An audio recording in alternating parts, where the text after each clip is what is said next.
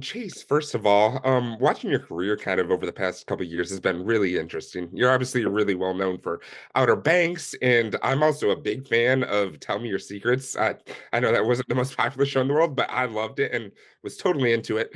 Then you were just in McGee's Ugly Movie, and then kind of you get the script for Marked Men. What about this project stood out to you? What made you kind of want to join it? I think Nick, for starters, like he's a legend of a director, and his taste in the projects he takes on is very intricate and delicate, and he handles them all with care. So I think that was the initial thing. And then I think it just felt like a really beautiful, fresh take on a genre, and telling a story in a way that I hadn't seen. And these characters felt really real, and they felt really honest and vulnerable. And I think for me as an artist, like I want to tell those type of stories. I want to find characters and build worlds in places that have authenticity with really great people. Sure, sure. No, totally. Totally.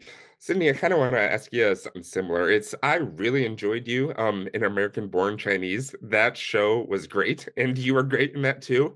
You're going right from that show to this, and kind of you mentioned Nick. It's the guy who's directing The Notebook is making this movie. What's kind of going through your mind when you're getting like the script for the first time? Is it a lot, or are you It, so in oh, immediately? it's definitely a lot. It's like almost you don't almost like let yourself get there when you don't have the job yet because like then you'll stress yourself out and like I also couldn't acknowledge that Chase was part of the job because I would stress myself out. I didn't watch Outer Banks, sorry, but I knew who you were. And so I had sent my initial tape in, didn't expect to hear anything at all.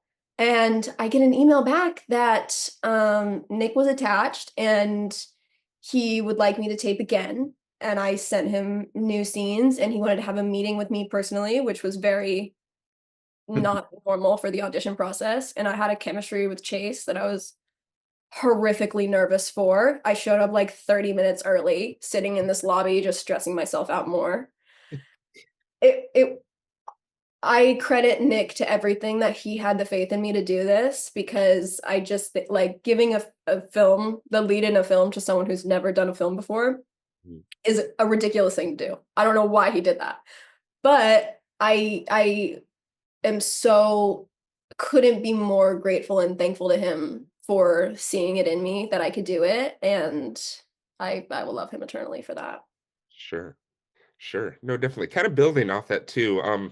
Question for both of you, just because The Notebook, I mean, it's not just a romance movie, it's like the romance movie of like a whole generation, a whole culture. I mean, everyone knows Ryan or yeah, uh Rachel McAdams and Ryan Gosling, there it is. Everyone knows them in that movie. But so when you're kind of coming onto this project, is there a lot of pressure like, oh, we could be making the next Notebook right now? Or is it just kind of, do you have to take it one day at a time to make sure it doesn't get too much into your head or anything? I mean, Nick gave me a really beautiful pep talk before we got into production, and he said, we had no idea that the Notebook was going to turn into what it was. Like, if you look at the run that it made theatrically, like it did well. It didn't like blow expectations, and then it went to DVD, and then it sort of like was this sleeper that continued to build. And so he gave me a lot of grace to be able to look at it and say, like, hey man, there's no pressure here. Like, let's just tell a story. And I think despite that, there's still that inevitable sort of like tie of looking at one of the most iconic romance films of all time and knowing that you're kind of following up that and his sort of roster of projects. But I don't know about you, but like I never felt that. Like I never felt like there was this demand or need or pressure on our shoulders to be in that space with No, I Ryan. didn't feel that either, and I do think when you're making something with someone that is so notable, you can't think about that stuff, and I also think that generally what makes movies so special and what I think makes The Notebook so special is that they were making choices day by day of what felt right to them as a director, them as actors and characters, in what they felt was personally relevant and made sense for the story and made sense to their hearts, and I think that's what people resonated with so much. So they weren't trying to make a banger. They weren't trying to like kill it. They were just trying to do right by the story, and I think that that's what people really resonated with. And Nick is really great at doing that. Mm, sure, sure. And I gotta say, it kind of the way your characters interact, the vibe that you guys bring to this movie, it reminded me a lot of The Notebook, just because I thought the connection that Rule and Shaw build just felt so natural, and you guys have such good chemistry together. I'm wondering if you guys can tell me just a little bit about the process of kind of finding that chemistry. With how did you make it so believable? Was it like a big collaborative process where everyone was involved, or was there a lot of like you guys just talking and hanging out on set when cameras are off to try to find this character's connection? I think fun little story note, when Sid, you mentioned earlier about your audition process, like she made the boldest choice for one of these scenes to like actually commit fully. And you like committed to the scene. It's the scene in the tattoo shop. And I remember when you walked out of the room for a minute, like Nick put his arm around my shoulder and he goes, "That's our girl, isn't it?" And I was like, "Yeah, yeah, that's our girl." And I think from that moment, like I just knew that Sid was so game.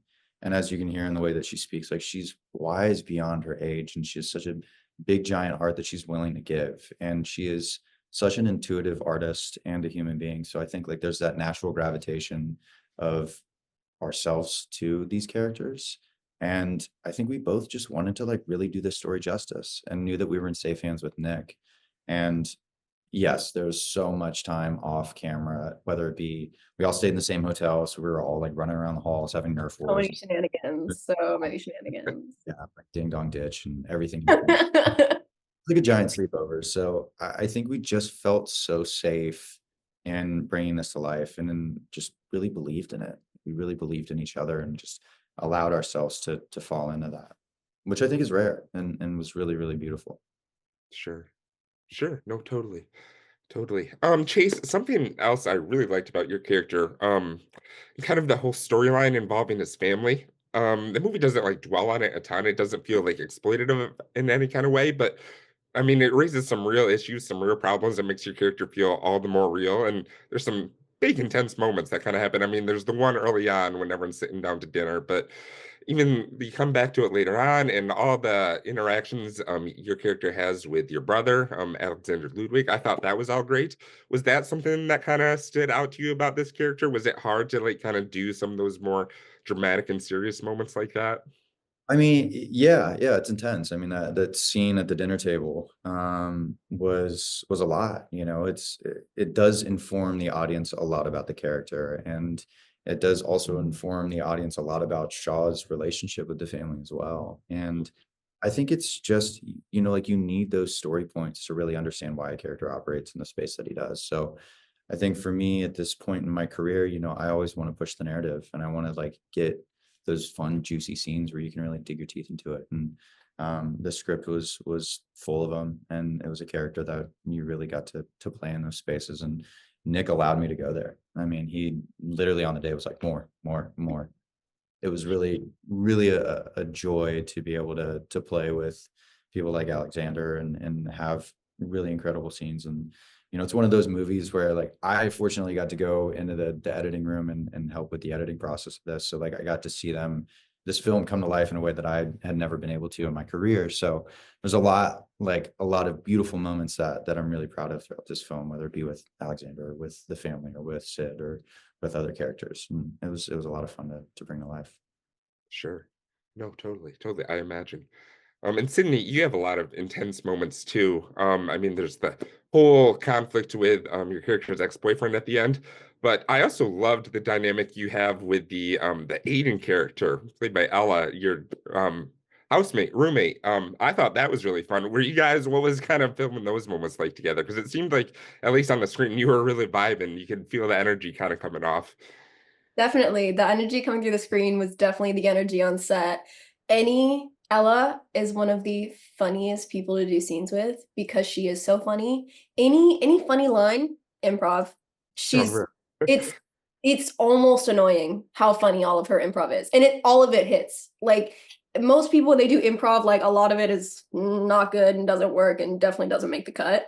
Mhm. But basically every funny line she says is totally her. She nails that character so much. And I remember when I found out she was cast, I was really worried about that the dynamic would look awkward. She's older than me, she's much taller than me, and I just was worried that it wasn't gonna sell that they were, like, true good friends. And Mhm. I think that that so didn't happen. I think it works great, and she was one of my favorite people, sorry, Chase, to do scenes with because she keeps Oh, she keeps the vibe so good, and she did one of them when she was sick. So if her voice sounds a little scratchy, it's because she was sick and she came into set and killed it anyways because she really just It was actually my fault because excuse me, I got a staph infection. And I had to go to the hospital. Ella had to come in when she was sick with like strep throat.